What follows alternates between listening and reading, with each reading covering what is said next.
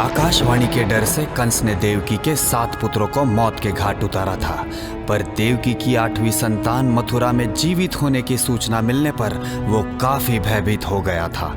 देवकी की 8वीं संतान को मारने के लिए कंस अब पूतना को आमंत्रित करता है। पूतना, मुझे तुम्हारी सहायता चाहिए। मुझे देववाणी से चेतावनी मिली थी कि देवकी का 8वां पुत्र मेरा काल बनेगा।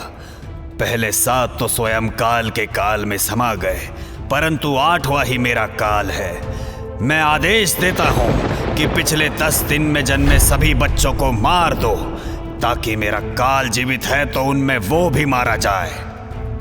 कंस की ये बात सुनकर पूतना ने कहा,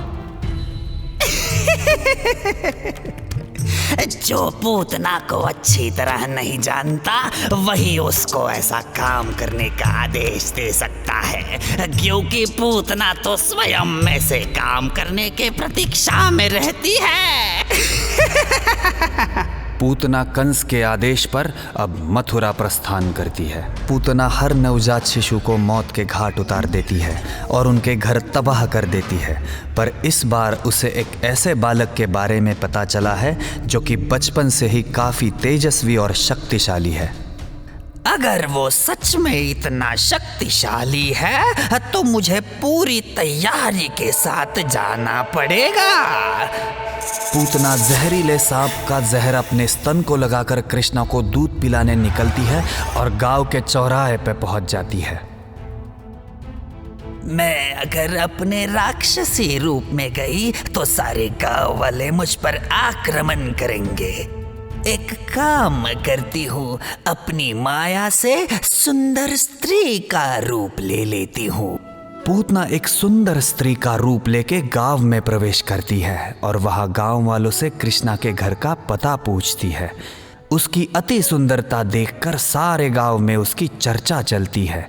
आखिरकार पूतना कृष्णा के घर पहुंच ही जाती है और उसे वहां यशोदा और अन्य दासियां भी दिखाई पड़ती है। खुद यशोदा भी उसके सौंदर्य से सम्मोहित हो उठती है।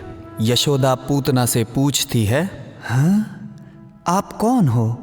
रूप से तो आप तीनों लोगों की देवी प्रतीत होती हो। क्या आप कृष्णा को आशीर्वाद देने आई हो? इस पर पूतना कहती है, मैं स्वर्ग लोक की देवी हूँ। कहाँ है आपका लल्ला?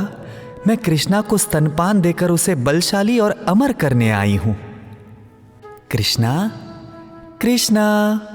इस पर यशोदा पूतना को कृष्णा के कमरे में लेकर जाती हैं और जैसे ही पूतना की नजर कृष्णा पर पड़ती है वो तुरंत समझ जाती है, ये बालक तो सच में असाधारण प्रतीत होता है। इसे मारना शायद इतना आसान नहीं रहेगा। मुझे स्वयं की रक्षा करते हुए इसे मारना होगा। अब पूतना कृष्णा को दूध पिलाने के लिए उसको अपने सीने से लगाती है और तभी